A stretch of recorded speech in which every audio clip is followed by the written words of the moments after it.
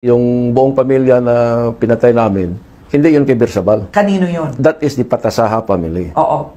Buong pamilya, nandun ka. Yes. Inutos rin ba yun ni Pangulong Duterte? Yes.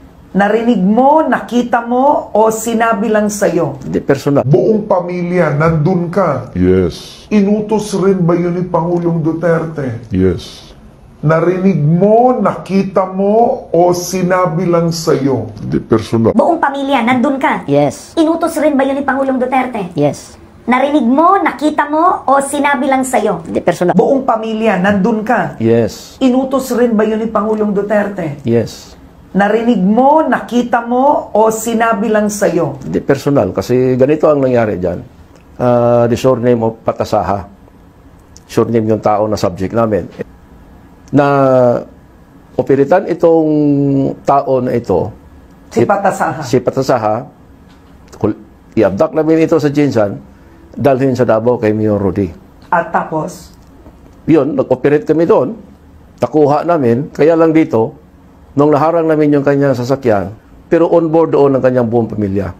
Yung kanyang misis na buntis, yung kanyang anak na lalaki, na believed to be 4 or 5-year-old. So, pinatay nyo ang buong pamilya. The short of the story is, pinatay namin ang buong pamilya nung pagbalik namin doon sa quarry. Oo. Kasi pumunta pa si... Ilan sila?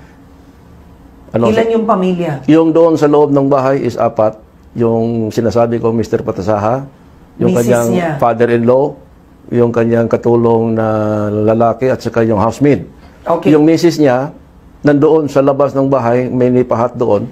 Doon kaharap ko kasi nandoon yung bata.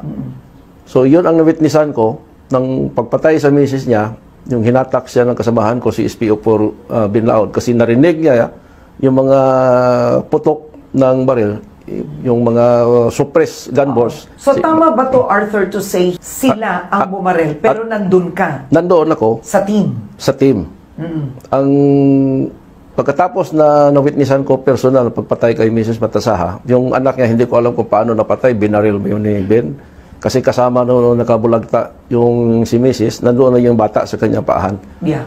Nung hinatak na yung mga patay sa loob ng bahay, is nakita ko na hinatak na yung 4 na patay, and then yung sa isip ko, the possible shooter is si SPO3 Teodoro Pagidopon kasi siyang may dala ng baril. Now,